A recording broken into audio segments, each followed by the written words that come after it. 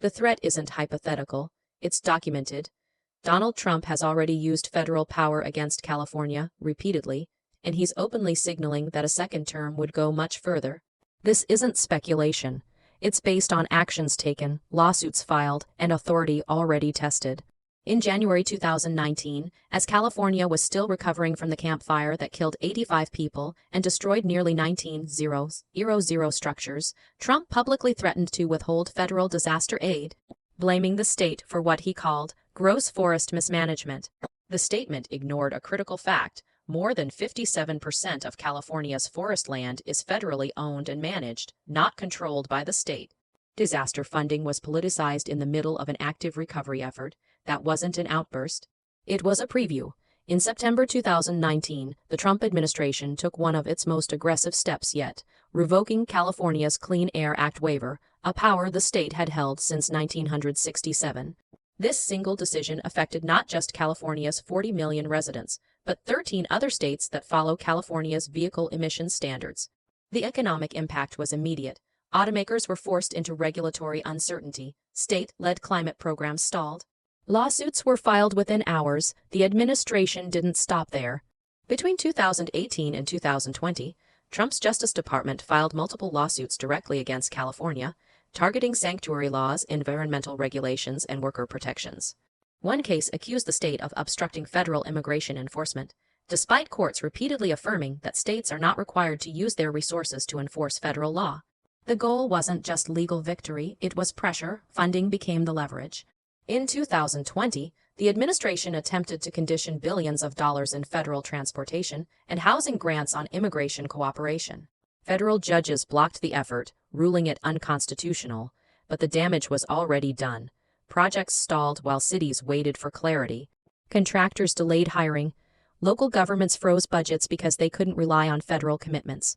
Then came enforcement escalation. In July 2020, federal agents were deployed into U.S. cities without consent from state or local leaders, most notably in Portland. Armed officers detained civilians, used unmarked vehicles, and operated under Department of Homeland Security authority. Legal experts warned that the same justification could be applied anywhere federal property existed, including Los Angeles, San Francisco, and San Diego. California officials took that warning seriously. By the end of Trump's first term, California had filed over 120 lawsuits against his administration, more than any state in U.S. history against a single president. These cases covered healthcare, immigration, environmental law, census rules, disaster funding, and labor protections.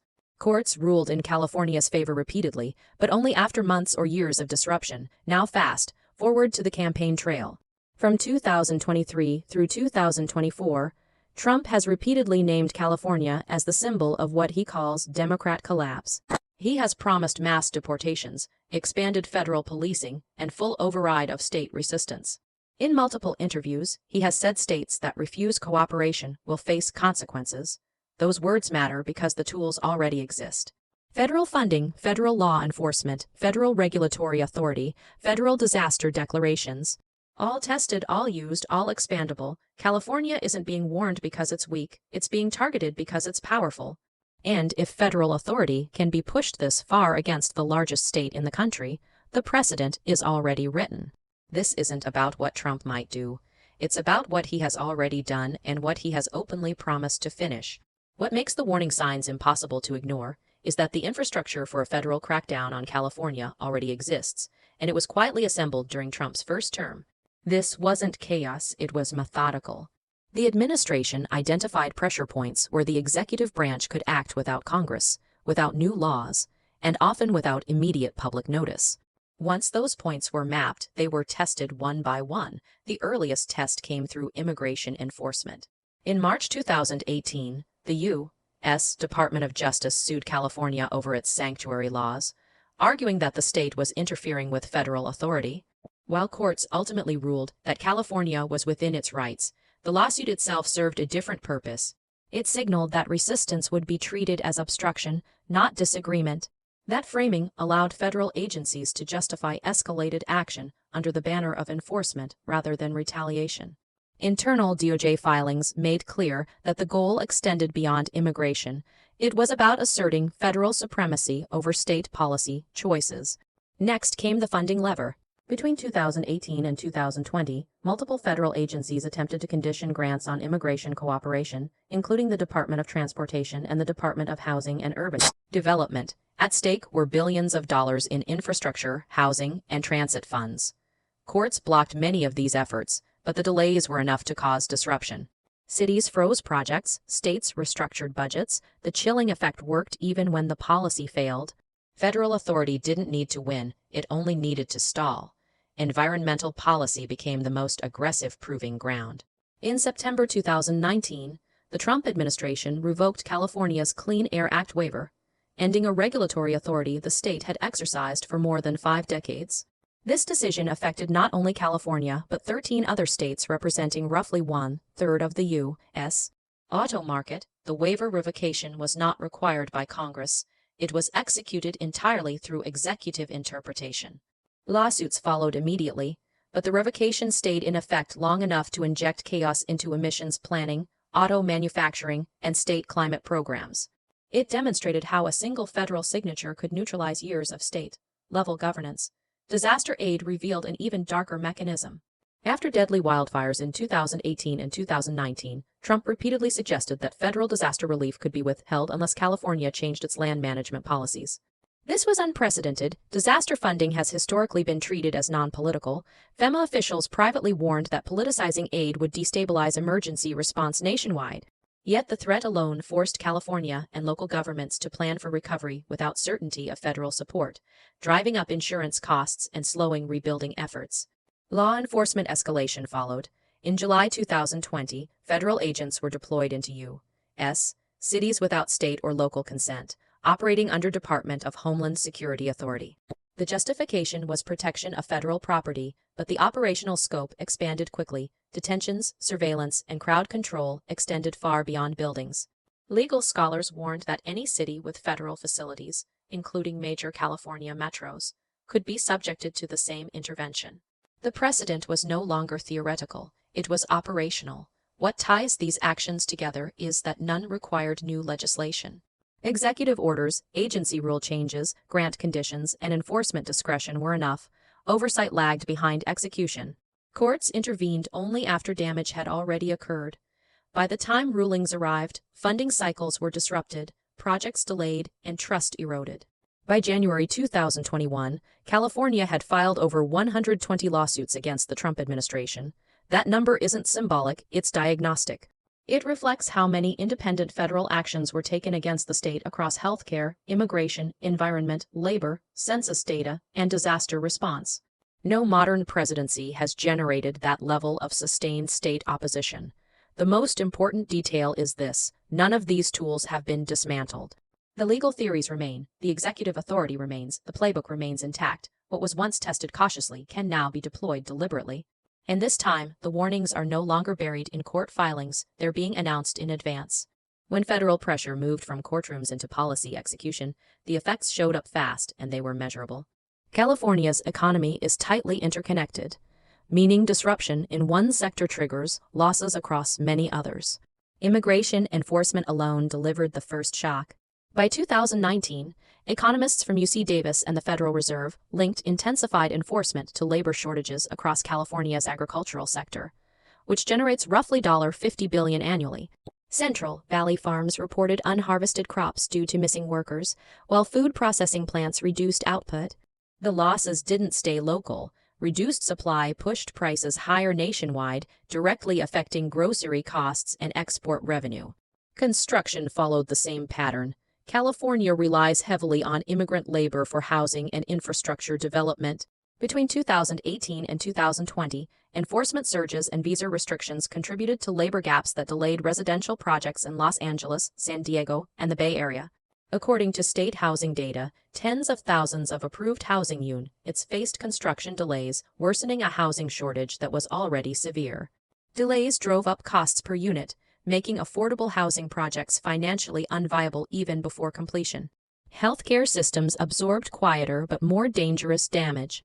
After major enforcement actions and political threats, clinics serving immigrant communities reported sharp drops in patient visits, particularly for prenatal care, vaccinations, and chronic disease management. County health departments documented rising emergency room admissions months later, when untreated conditions became crises. Emergency care costs are significantly higher than preventive care, meaning public hospitals were forced to absorb increased financial strain. This wasn't a political outcome, it was a public health regression triggered by fear. Federal funding uncertainty magnified the damage. When transportation, environmental, and housing grants were delayed or threatened, California municipalities froze budgets. According to state infrastructure reports, billions in federally approved projects entered holding patterns between 2019 and 2020, including bridge repairs, flood control upgrades, and transit expansions. These pauses resulted in layoffs among contractors and subcontractors, reduced tax revenue for cities, and higher restart costs once funding was clarified. Inflation compounded the losses, meaning projects ultimately cost more for the same outcome. Wildfire recovery exposed the highest risk consequences. California suffered record-breaking wildfire seasons in 2018, 2020, and 2021. With total damages exceeding $100 billion across those years. When federal disaster assistance was questioned or delayed, rebuilding timelines stretched, insurance markets reacted aggressively. Major insurers either raised premiums dramatically or withdrew from high-risk regions altogether. By 2022, hundreds of thousands of homeowners faced reduced or unavailable coverage, increasing the likelihood of permanent displacement. Political uncertainty became an accelerant for housing instability. Education systems felt pressure through attendance and funding volatility. School districts in enforcement, heavy regions recorded attendance drops following high-profile federal actions. State education data showed rising absenteeism linked to family displacement and fear.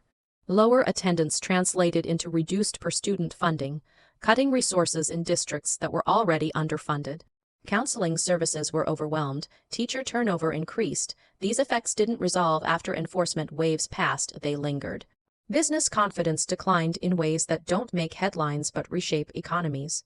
California sets regulatory trends that affect national markets. When federal-state conflict intensified, investors flagged regulatory instability as a risk factor. Clean energy firms delayed expansion plans. Port-related infrastructure investments slowed amid uncertainty over federal oversight and funding alignment. Analysts warned that prolonged conflict could suppress long-term growth, not through collapse but through hesitation. The cumulative effect was erosion, not explosion. No single action caused a visible crash. Instead, overlapping disruptions weakened systems already under strain. Services became slower, costs climbed, safety nets thinned, and none of this required a single federal takeover or emergency declaration. Pressure alone was enough. Responsibility for the escalation against California is traceable, and it lies clearly in the offices of the federal executive and select policymakers who repeatedly used their authority to target the state. At the center is Donald Trump himself. During his first term, Trump directly ordered actions that pressured California financially, legally, and operationally. In September 2019, he personally approved the revocation of California's Clean Air Act waiver, a move executed by the Environmental Protection Agency under Administrator Andrew Wheeler. This decision overrode more than 50 years of state regulatory authority, directly impacting 40 million Californians and forcing at least 13 other states to reconsider their emissions programs. Internal EPA memos obtained during litigation showed the waiver revocation was a strategic decision aimed at weakening California's leadership role in environmental policy, not just enforcing uniform standards. Trump's Department of Justice also bears significant responsibility. Between 2018 and 2020, then Attorney General William Barr oversaw multiple lawsuits against California's sanctuary laws, worker protections, and labor regulations. DOJ filings repeatedly argued that state policies interfered with federal enforcement, even though courts affirmed states' constitutional authority to enact such laws.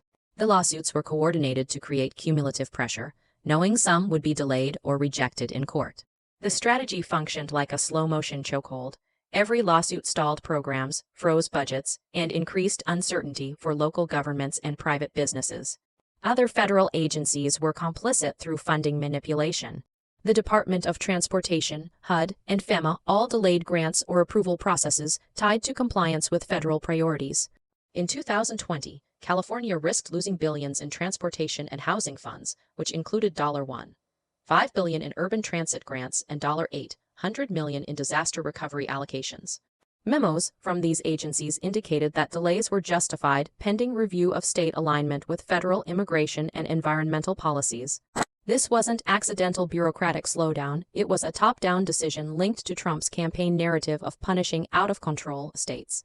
California officials consistently pushed back, yet these responses were reactive, not preventive.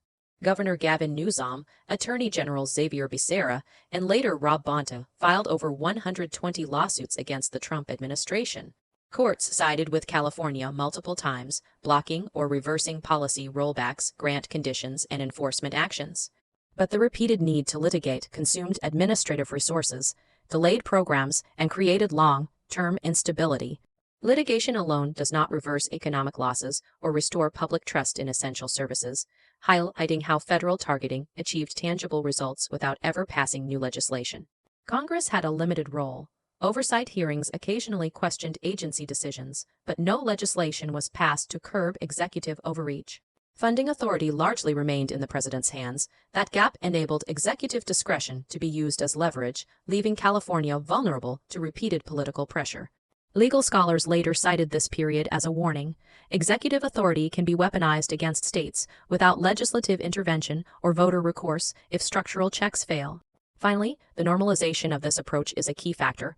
The repeated use of funding freezes, regulatory rollbacks, lawsuits, and selective enforcement created precedent. Internal communications show Trump advisors explicitly discussed California as a test case, noting that successful pressure here allows similar tactics in other states. The combination of executive orders, selective funding, and strategic litigation made it clear that the federal government could target a state systematically, and the mechanisms to do so remained intact. California was not powerless, but the responsibility for disruption is concentrated, traceable, and deliberate. Trump, Barr, Wheeler, and key agency heads orchestrated a coordinated effort using legal, financial, and administrative tools. Every delay, every lawsuit, every frozen grant reflects decisions made at the top, and the human, economic, and institutional costs were real, measurable, and ongoing. If the pressure on California continues, the consequences won't be sudden, but they will be severe and long-lasting. One of the first areas to be affected is education.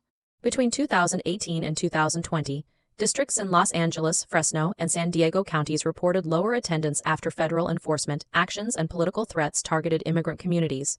According to California Department of Education reports, some districts saw a 3–5% drop in student attendance, which reduced state funding tied to enrollment. Programs for low-income students and English learners were cut or delayed, counseling services were overwhelmed, teacher turnover increased, and special education programs faced shortages. These disruptions affect thousands of children, and the effects will be felt for years. Healthcare is also at risk. Clinics and hospitals that rely on federal funding have already experienced delays. When funds are frozen or threatened, hiring slows, preventive programs are delayed, and emergency care costs rise. In 2020, multiple public health clinics serving immigrant communities reported up to a 20% drop in routine visits, including vaccinations and prenatal care. That meant preventable conditions went untreated, putting strain on hospitals later. The costs are not just financial, they are measured in worsening health outcomes for residents across the state.